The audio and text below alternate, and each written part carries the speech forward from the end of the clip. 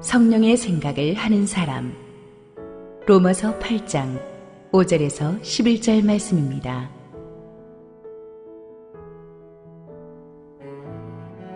육신을 따르는 자는 육신의 일을, 영을 따르는 자는 영의 일을 생각하나니 육신의 생각은 사망이요 영의 생각은 생명과 평안이니라. 육신의 생각은 하나님과 원수가 되나니 이는 하나님의 법에 굴복하지 아니할 뿐 아니라 할 수도 없음이라.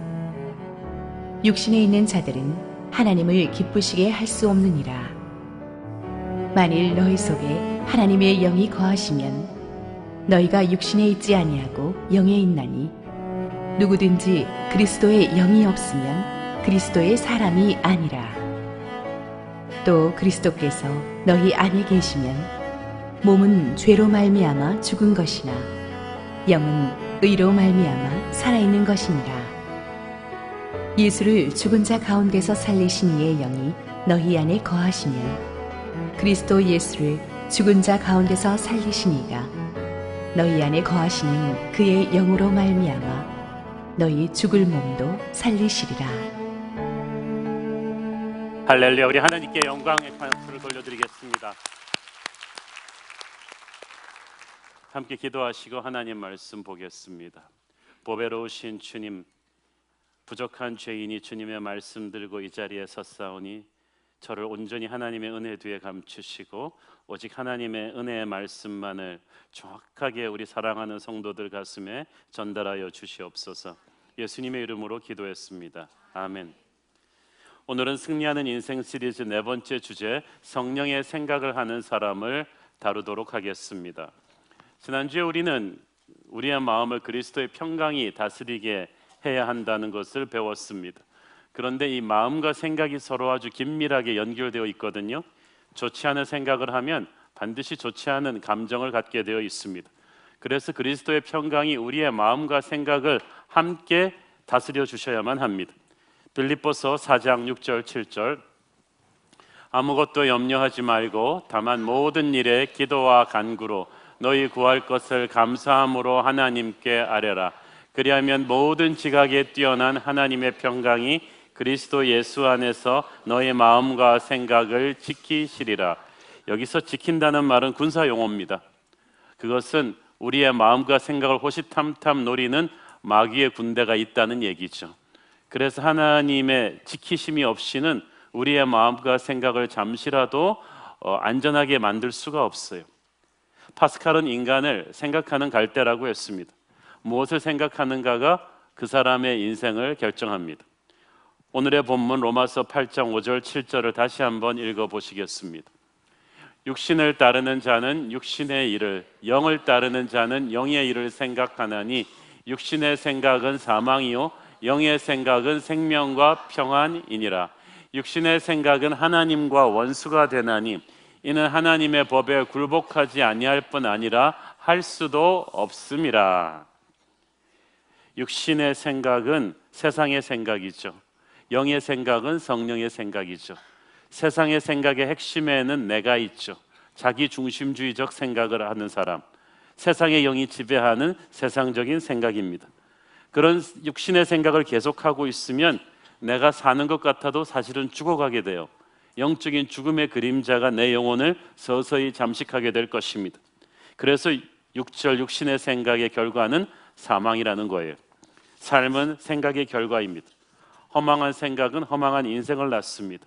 육신의 생각만으로 살아가는 사람은 점점 마음이 완악해지고 도덕적으로 타락하게 되고 이웃을 함부로 대하게 돼요. 이 잘못된 생각의 폐해는 자기만 망치는 것이 아니라 어떤 시대를, 한 역사 자체를 병들게 하기도 합니다. 생각이 어떤 줄에 끼워져서 딱 모이게 되면 이것이 사상이 돼요. 이데올로기가 되는 거죠. 잘못된 이데올로기의 타락이 인류 역사를 병들게 합니다. 18세기 아담 스미스라는 사람이 각자가 알아서 자기 욕심대로 자기의 이익대로 최대한 몸부림치면 어떤 보이지 않는 손이 시장에서 작용해서 세상은 어떻게든 잘 발전할 것이라고 했습니다. 유명한 시장 경제 논리죠. 굉장히 그럴듯해 보이지만 이것이 항상 잘못 오용되죠. 그것은 황금만능주의 무분별한 자본주의를 낳았습니다. 이 황금만능주의에 빠진 서구 열강들이 너나 할 것 없이 제3세계 식민지 개발에 나섰습니다. 그래서 아프리카, 인도, 그리고 아시아, 남미의 여러 나라들을 착취하면서 그 나라를 지금까지도, 그 식민지 지배를 받았던 나라들이 지금까지도 엄청난 정치적인 혼란을 겪고 있죠.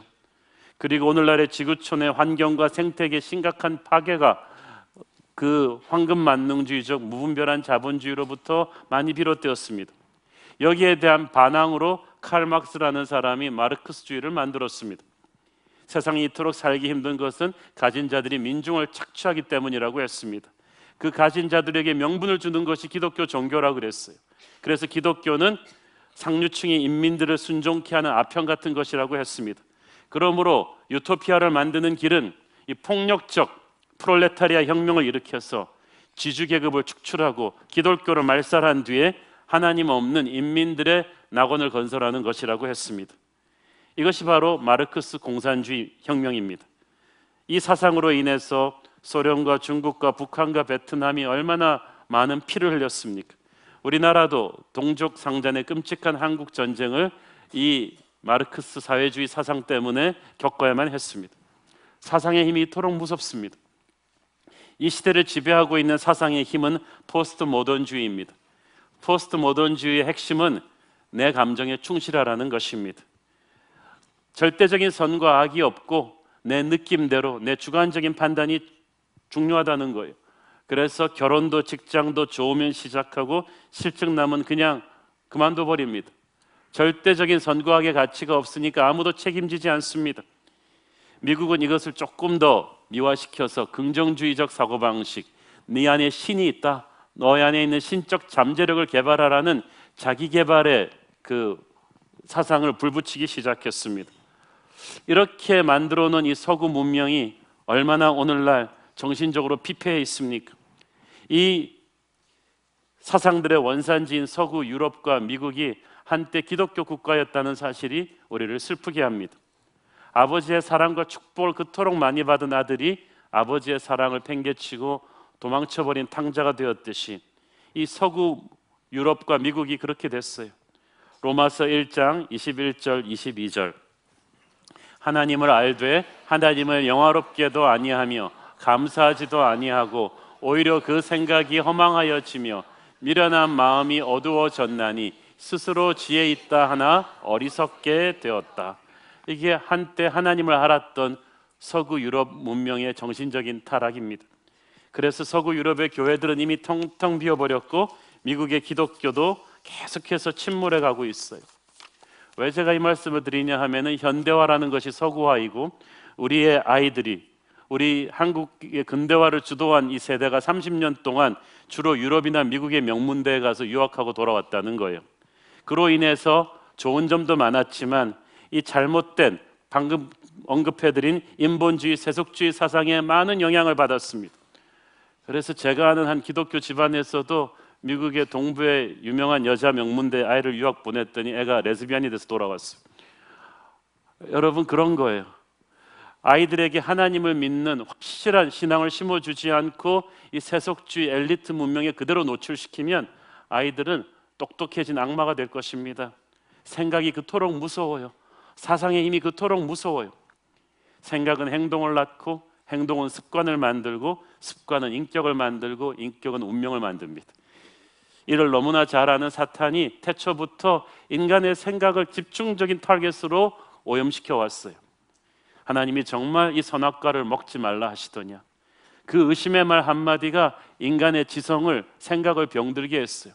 하나님의 선하심을 의심하기 시작하니까 인간은 모든 권위를 의심하기 시작하고 서로를 불신하는, 그래서 모든 것이 붕괴되는 파멸의 시작이 되고 맙니다. 그래서 우리는 성령의 생각을 해야 됩니다. 육의 생각을 하면 파멸이기 때문이에요.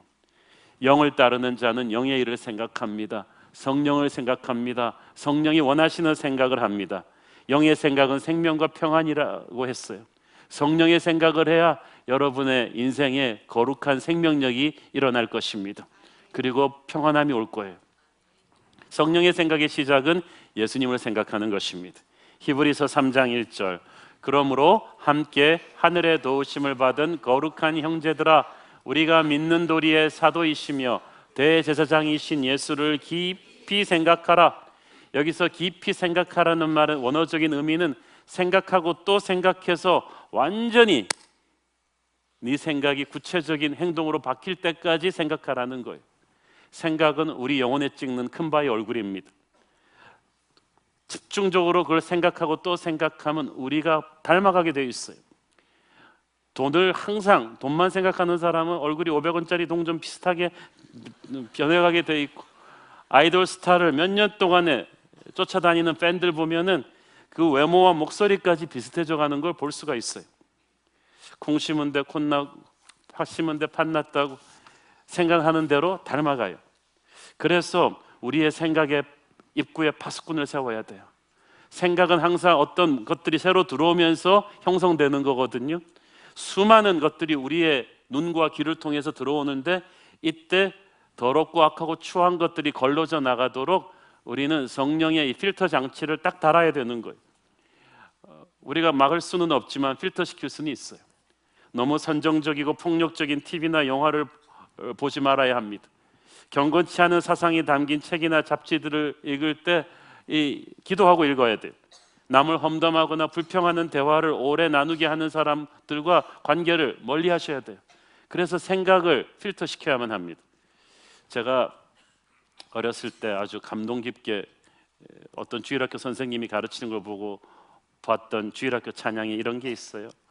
내 눈이 보는 것을 조심해, 내 눈이 보는 것을 조심해, 위에 계신 주께서 조심스레 보시니 내 눈이 보는 것을 조심해.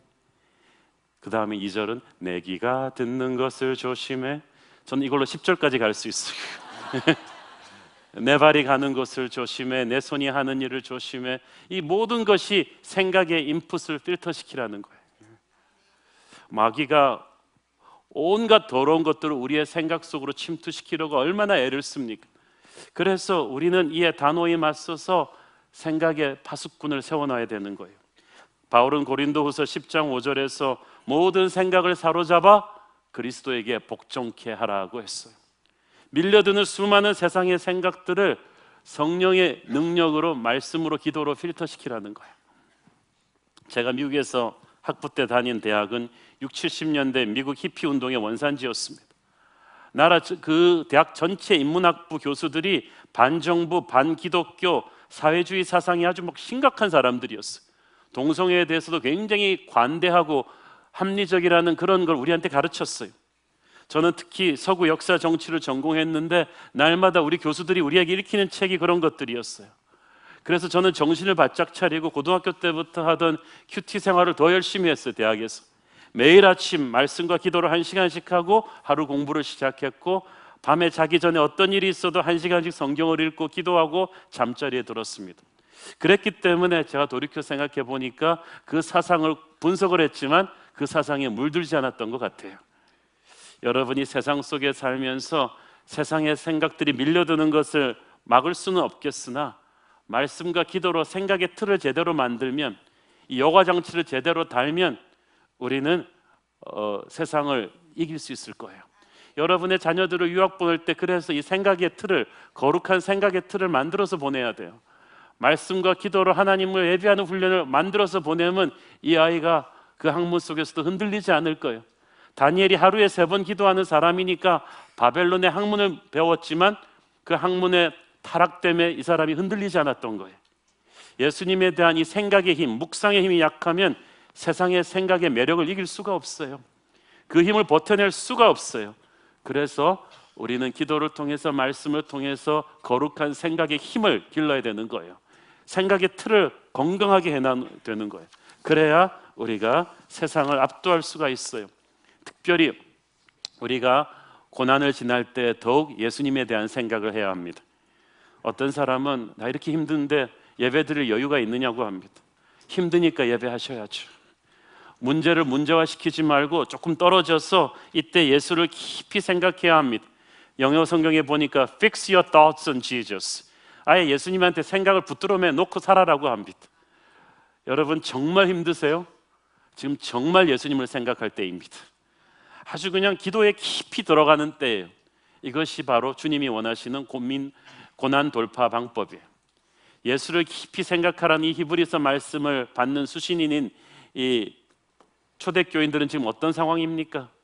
로마 정부의 기독교 핍박이 극에 달했던 때예요.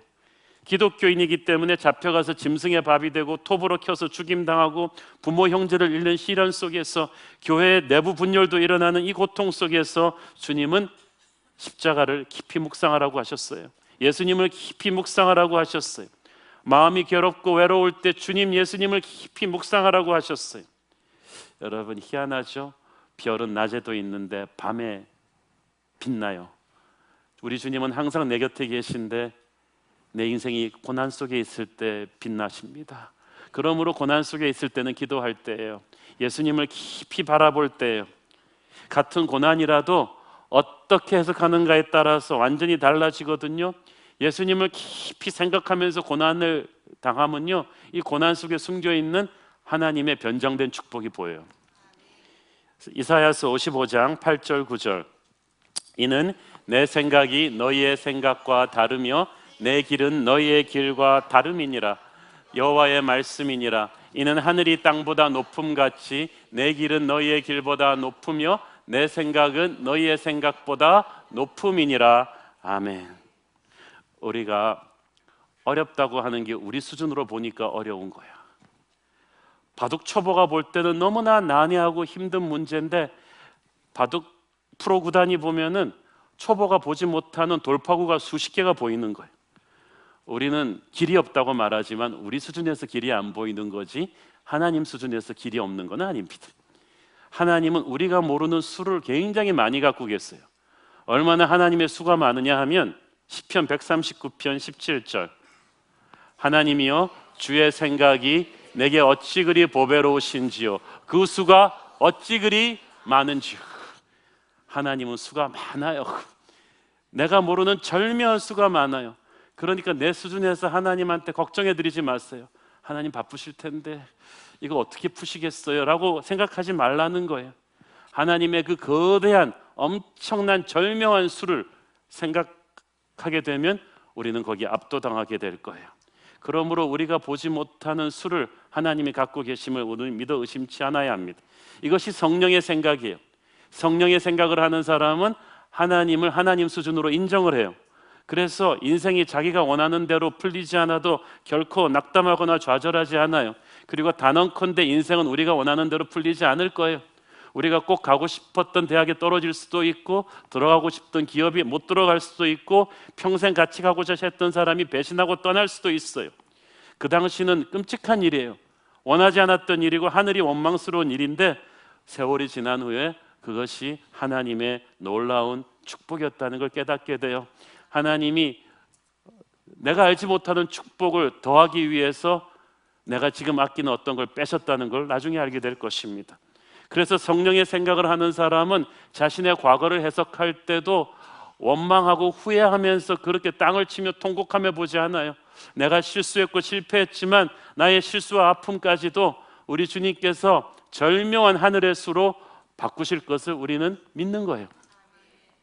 오래전에 프랑스의 한 염색 공장에서 한 가정부가 식탁보를 세탁하다가 그 고급 식탁보에다가 그만 실수로 기름을 엎어버렸습니다. 그런데 그 기름이 묻은 자리가 오히려 새하얗게 변하는 거 아니겠어요? 이 어이없는 실수로 인해서 인류는 드라이 클리닝이라는 새로운 세탁법을 발견하게 됩니다. 실험실에서 발견한 게 아니라 가정부가 기름 엎어가지고 발견하게 된 거예요. 우리의 실패도 하나님은 새로운 축복의 시작으로 바꾸실 것입니다. 여러분이 엎었어요. 어떻게 하겠어요?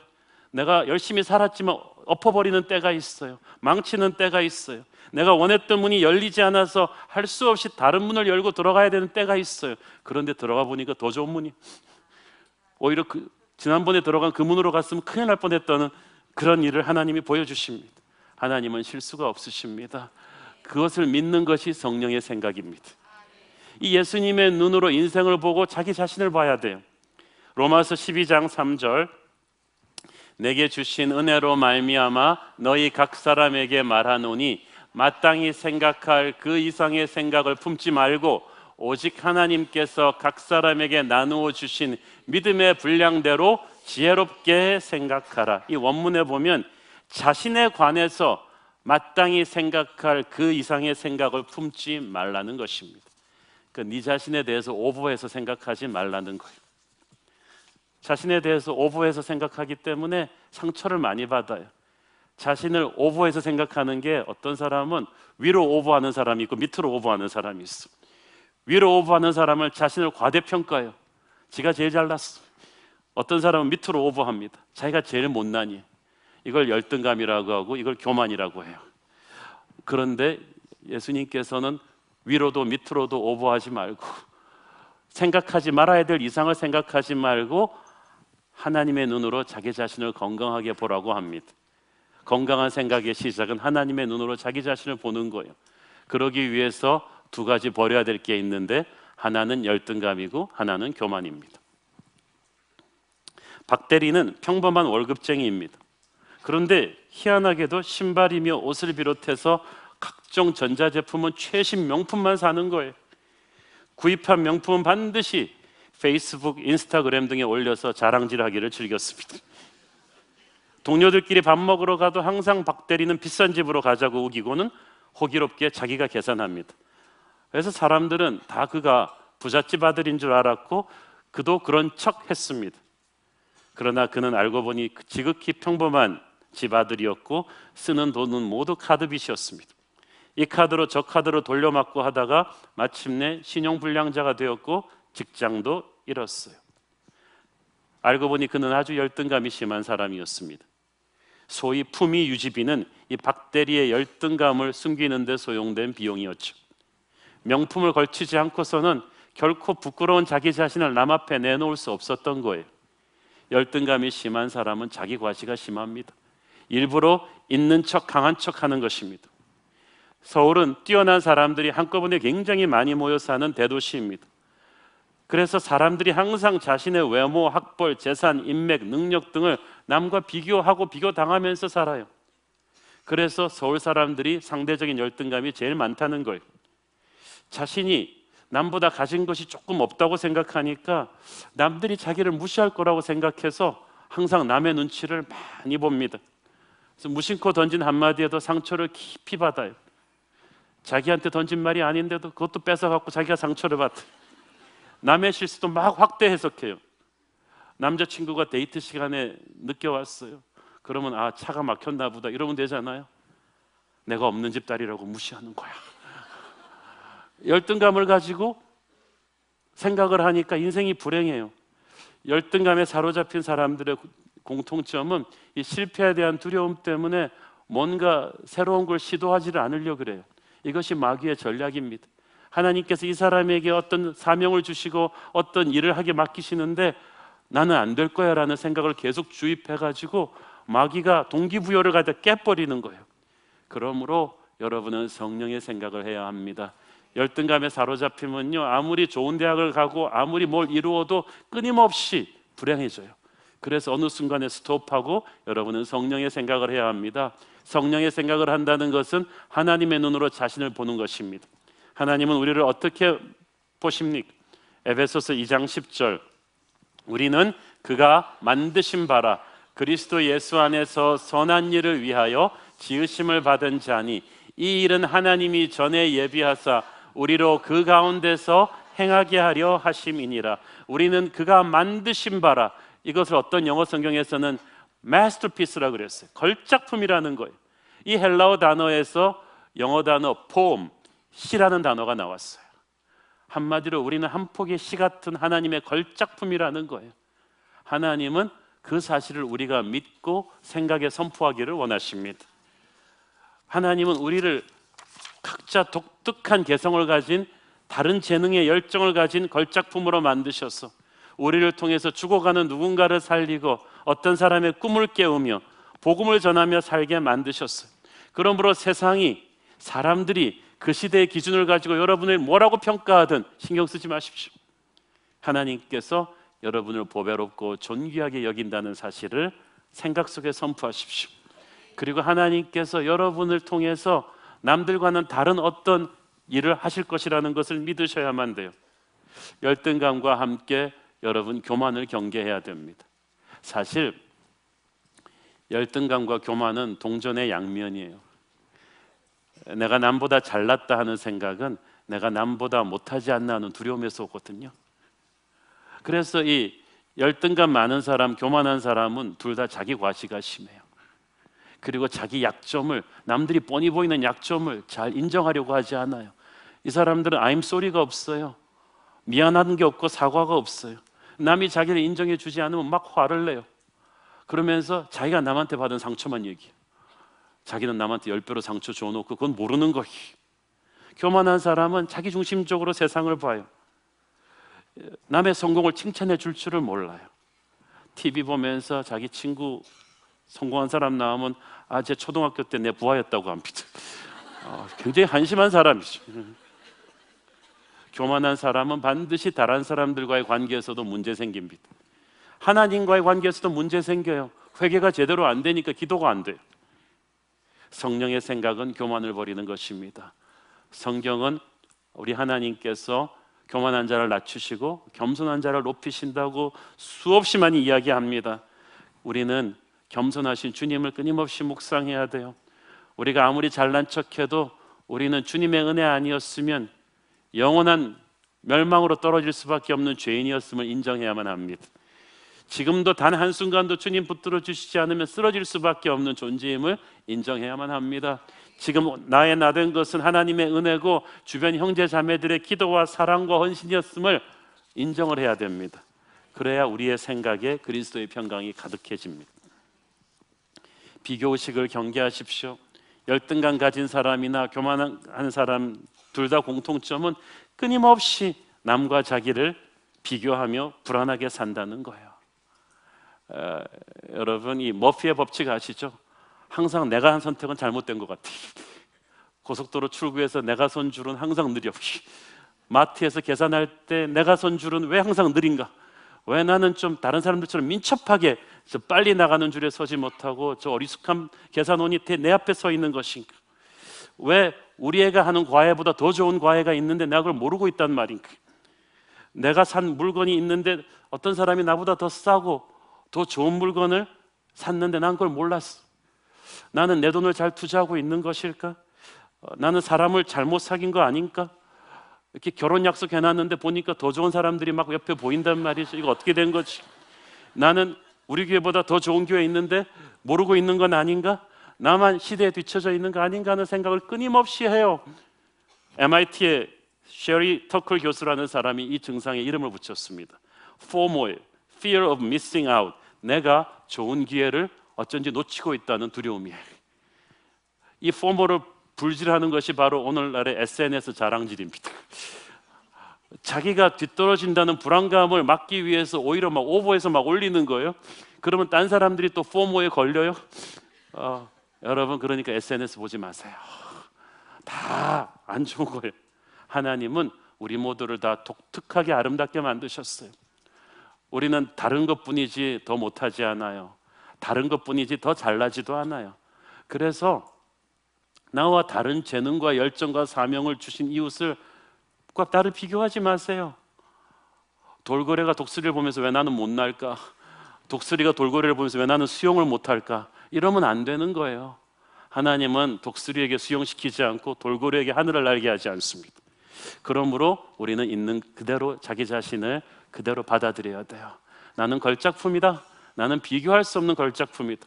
그래서 내 이웃도 마찬가지예요. 나와 다른 길을 갈 뿐이지 틀린 건 아니다. 있는 그대로 사랑하고 축복하는 생각을 하셔야 돼요. 예수님의 눈으로 자기를 잘 본 사람은 이웃도 예수님의 눈으로 잘 해석하게 됩니다. 병든 생각을 가지고 세상의 눈으로 다른 사람을 보면 항상 다른 사람을 이용해서 내 욕심 채울 생각을 합니다. 베니스의 카사노바는 100명이 넘는 여인들과 로맨스를 즐긴 희대의 플레이보이죠. 아마 그 사람은 24시간 어떻게 하면 여인들을 유혹할까 하는 생각만 했을 거예요. 또 어떤 사람은 어떤 대상을 사기칠 생각만 합니다. 밥 먹고 자고 계속 그 생각만 하는 거예요. 어떤 사람은 다른 사람을 증오하고 복수하겠다는 생각을 했어요.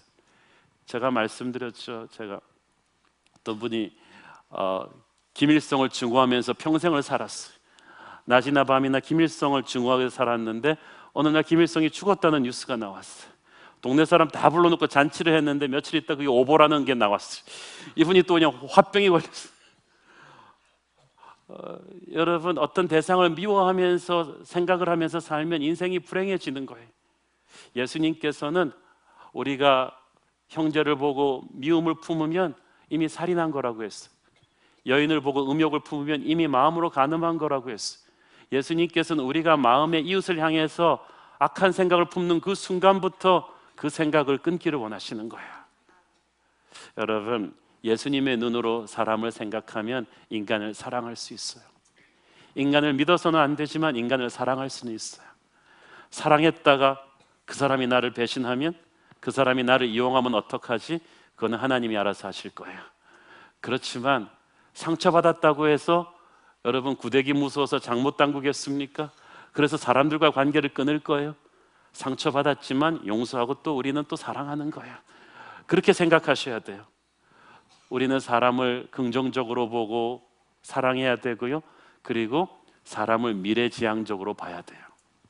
그 사람의 형제 상태를 보고 마음을 닫지 말고, 자녀를 볼 때도 그렇고요, 동료를 볼 때도 그렇습니다. 앞으로 그 사람이 하나님의 손 안에서 장차될 수 있는 모습과 마땅히 돼야 될 모습으로 그 사람을 대하십시오. 그러면 그렇게 될 것입니다. 예수님이 처음에 베드로 만났을 때 베드로 상태 안 좋았습니다. 요즘 대기업 입사시험 치면 반드시 그 친구는 떨어집니다. 그런데 그 성격 칼칼한 베드로를 보면서 예수님은 사람 낚는 어부를 선포하셨어요. 불과 3년 후에 베드로는 3,000명, 5,000명을 한 번의 설교로 주님께 돌아오게 하는 사람 낚는 어부가 됐어요. 왜? 우리 주님이 베드로의 미래의 그림을 선포해 주셨으니까. 여러분의 자녀를 볼 때도 그렇습니다. 특별히 애들 중에서 공부 못하는 애를 사랑하십시오. 다가올 미래를 향해서 선포하는 거예요. 예수님의 사람을 보는 생각은 항상 긍정적이고 미래지향적이었습니다. 생각을 바꾸면요, 성령께서 생각을 바꿔주시면 나를 보는 눈이 달라지고 이웃을 보는 눈이 달라집니다. 지난 11월 우리 교회 큐티지에 실린 청년부 최성광 형제의 간증을 나보다 더 힘든 사람들을 보았습니다 라는 제목의 간증문을 제가 읽고 참 감동을 받았습니다. 우리 성광 형제는 중국에서 태어나 성장한 조선족 중국 동포예요. 자, 읽어드릴게요. 저는 청소년 시절 친구들과 오토바이를 타다가 사고로 왼쪽 머리를 다쳤습니다. 그 뒤로부터 오른쪽 손과 발을 잘 못 쓰게 되었습니다. 어머니는 생계를 위해 한국에 먼저 와서 일하고 계셨기에 사고 난 아들 소식을 듣고도 달려오시지 못했습니다. 그로부터 몇 년이 흘러 저는 한국에 오게 되었는데, 와서 여러 가지로 제 장애 때문에 마음이 힘들던 중에 우리 새로운 교회를 통해 장애우 미랄 선교단 모임에 가게 되었습니다. 거기서 저보다 몸이 불편한 사람들이 많다는 사실에 놀랐습니다. 그리고 그들이 모두 밝고 평안한 표정이라는데 또 놀랐습니다. 앞을 못 보는 자매들이 기쁘게 찬송을 부르고 거동이 불편한 형제들이 하나님께 영광 돌리면서 혼신의 힘을 다해 감사한 마음으로 찬양하는 모습을 보고 저는 충격을 받았습니다. 저는 세상에서 내 장애가 가장 크고 제일 힘들다고 생각하며 살아왔는데 제 장애가 아무것도 아니라는 것을 깨닫게 되었습니다. 이제 저도 저보다 힘든 사람에게 사랑을 주면서 살아야겠다는 생각을 합니다. 이 형제가 몇 달 전에 이제 중국으로 돌아갔는데 신앙을 가지니까 성령의 생각을 하게 되었어요. 예수님의 눈으로 자신을 보게 되었고 이웃을 보니까 완전히 다른 생각을 하게 됐어요. 인생이 달라지게 되었습니다. 2부 예배 설교 끝나고 우리 성광 형제 어머니가 제 손을 꼭 잡으면서 아들 생각이 나시는지 눈에 눈물이 글썽하셨는데, 저는 정말 성령께서 이 형제의 생각의 틀을 바꾸셨기 때문에 그 인생을 승리하는 인생으로 바꾸시리라고 확신합니다. 성령의 생각을 하십시오. 성령의 생각을 하는 사람은 하나님의 비전을 생각합니다. 세상적 생각을 하는 사람은 항상 과거지향적인 생각을 해요. 옛날이 좋았지, 그러면서 잘 나가던 시절에 과거만 그리워하든지 아니면 과거에 받은 상처와 자기가 한 실수 때문에 자꾸 되씹어 생각하면서 무기력한 인생을 살든지, 그러나 하나님의 생각은 미래지향적입니다. 과거에 상처가 있었지만 지금도 힘들지만 하나님께서는 반드시 최고의 축복을 준비해 주셨다고 믿고 선포하는 것. 의 광야 속에서 새벽을 깨운다고 했던 다윗의 비전이 바로 성령의 생각을 하는 사람의 언어입니다. 하나님은 우리에게 우리 자신의 문제를 넘어서, 현실을 넘어서, 과거의 아픔을 넘어서 축복의 미래를, 하나님의 비전을 이루는 우리의 미래를 꿈꾸기를 원하세요. Operation Mobilization, OM의 국제선교회라는 단체가 있는데, 이것은 둘로스와 로고스라는 거대한 선교선을 띄어서 세계 86개국의 사역자 청년들이 가서 활동하고 있는 유명한 국제적 선교단체입니다. 이 OM의 설립자 조지 바워는 어렸을 때 지구의 3분의 2가 바다로 덮여 있다는 사실을 알고, 그러면 이 바다를 왕래하며 선교하는, 선교선의 젊은이들을 가득 태워서 선교하는 꿈을 꾼 거예요. 여러분, 같은 바다를 봐도 바다를 보고 요트를 타야겠다고 생각하는 사람이 있는가 하면, 바다에 배를 띄워서 온 세상에 여러 나라의 젊은이들을 태워서 복음을 전하고 다니겠다는 꿈을 꾸는 사람이 있습니다. 그래서 OM의 거대한 비전이 전 세계를 덮게 됩니다. 저는 조지 바워의 집회 통역을 한번 한 적이 있는데, 저보다 훨씬 연세가 많으신데 이 에너지가 저보다 한 10살은 어린 사람 같아요. 무대 위를 얼마나 뛰어다니는지 통역이 쫓아다닐 수가 없어요. 이분의 점퍼는 세계 지도가 앞뒤로 새겨진 것입니다. 이분의 강의 소품은 이따만한 이 튜브 같은 공인데 세계 지도가 그려진 지구본을 퉁퉁 던지면서, 저보고도 해보라 그랬는데 민망해서 할 수가 없었어요. 그는 어렸을 때부터 5대양 6대주를 이 젊은이들을 배에 태워서 선교하는 그 꿈을 꾼 거예요. 꿈을 꾸니까 하나님께서 그 인생을 업그레이드 시키시는 거예요. 1970년대 우리 한국이 모든 것이 암울하던 시절에, 지금과는 비교도 할 수 없이 가난하던 시절에 CCC 총재 김준권 목사님이 민족 복음화의 꿈을 꾸셨어요. 민족의 가슴에 피 묻은 그리스도를 심어 이 땅에 푸르고 푸른 그리스도의 계절이 오게 하죠. 그것을 위해서 전국의 대학교 캠퍼스 젊은이들이 일어나가지고 전국을 순회 전도하면서 돌아다니고, 서울의 엑스플로 74로 20만 30만이 모여서 밥을 먹으면서 이렇게 훈련을 받는 그런 거대한 민족 복음화의 꿈을 꾸셨어요. 그 가난하던 시절에 저는 김준건 목사님을 10년 뒤인 80년대 초반에 만났습니다. 그때부터도 그분의 가슴은 그 거대한 비전이 불타고 있었어요. 저는 80년대 중반에 목사가 되기로 헌신하면서 그 비전에 전염이 됐어요. 목사가 된다는 것은 그것이구나. 그것은 하나님의 이 비전을 내 자신의 가슴에 심고, 교인들에게 심고, 젊은이에게 심고, 민족의 가슴에 불태우는 것이구나. 그 비전에 나를 헌신한 거야. 저는 새로운 교회 담임 목사로서 이 시대에 우리 교회가 어떠한 역할을 해야 되는가를 끊임없이 생각합니다. 세상 속으로, 열방 속으로, 미래 속으로 가는 이 비전을 현실화시키는 교회가 되기 위해서 우리는 무엇을 해야 하는가? 그러기 위해서는 먼저 우리 성도들이 영성이 충만해져야 되는데, 그러기 위해서 저는 이 시대 최고의 강사들을 모셔다가 우리 교인들에게 설교를 듣게 하고, 이 시대 최고의 목사님들의 설교를 제가 듣고 기도하고 연구해서 말씀의 최고 잔치를 날마다 베풀어 드리고, 그러기 위해서는 또 1대1로 영성 교육을 하는 CS를 만들고, 또 그러기 위해서 GBS를 만들고 커피 브레이크를 만들고 온 교회 300명의 기도 용사를 일으켜서 이 한국교회 겨울이라고 하는 시대에 사도행전적인 교회, 한국교회 소망이 있음을 보여주는 교회를 만들겠다는 생각을 24시간 하는 거예요. 안지나서나 그대 생각. 저는 그래서 밥 먹으면서도 항상 그 생각을 합니다. 제가 휴가를 갔다 오면 우리 부목사님들이 더 괴롭습니다. 계속 가서 그 생각을 하고 오니까. 요새는 우리 뉴젠과 차세대들을 많이 생각합니다. 우리 젊은이들이 이렇게 많이 교회로 몰려오는데, 우리 주일 학생들이 이렇게 많은데, 이 아이들을 어떻게 하면 통일 한국 시대를 감당할, 글로벌 코리아를 이끌고 나갈 이 시대의 다니엘 같은, 에스더 같은 인물로 만들지, 그를 위해서 교회는 어떤 투자를 해야 되는지, 이런 꿈을 끊임없이 꾸는 거예요. 저는 그것이 담임 목사인 제게 주신 하나님의 사명이고 성령님이 기뻐하는 성령의 생각이라고 믿습니다. 여러분은 요즘 무엇을 주로 생각하십니까? 예배 끝나고 어디 가서 밥 먹을까를 생각하십니까? 여러분의 생각이 여러분의 인생이 될 것입니다. 지금 아무리 힘들고 어렵다고 할지라도 성령의 생각을 하십시오. 그러면 하나님께서 여러분의 인생을 바꾸실 것입니다. 기도하겠습니다. 사랑하는 아버지, 은혜를 감사합니다. 우리는 자기밖에 모르는 이기적인 생각을 하면서 살아왔습니다. 나를 보는 눈이 비틀려 있었고 이웃을 보는 눈이 잘못되어 있었고 너무나 현실 중심의, 과거 중심의 생각을 했는데 이제 예수님께서 우리의 생각을 바꿔주시니 감사합니다. 이제 주님의 꿈을 꾸게 하옵소서. 예수님의 이름으로 기도했습니다. 아멘.